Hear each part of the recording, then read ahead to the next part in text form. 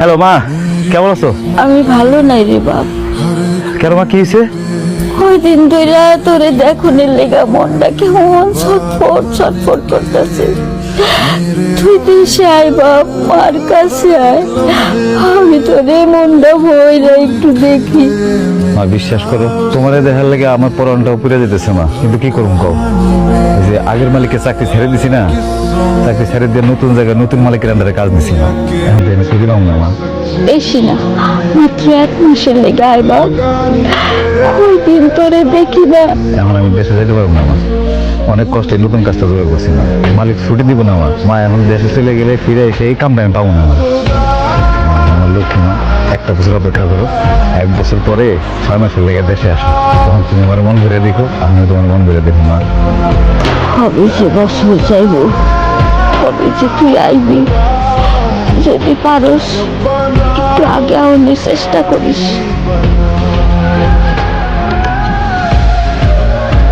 ভাই শাহিন, কেমন আছো ভাই? আরে রাখ, আমি কিরম আছি? তুই কিরম আছো শাহিন? আছি ভাই, আছি, ভালো হয়েছে। ভাবি কেমন আছেন? আলহামদুলিল্লাহ ভালো আছি ভাই, তুমি কেমন আছো? আপনার তো ভাই আছে ভালো। তোমরা সবাই আছো? ভাই কো?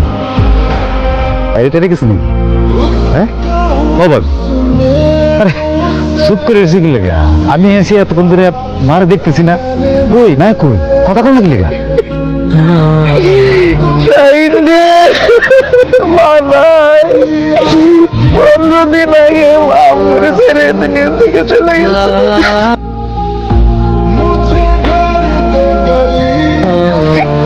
এসব কি কইতেছে? ও ভাবি, এরা কি কয়? মা কই? হ্যাঁ মা কই? আরে না, মা মনে আশেপাশে কোথাও গেছো মনে হয়, তুমি মনে আমার লোকে মিশা কথা কইতেছো। তোমরা কি কইতেছো ভাবি?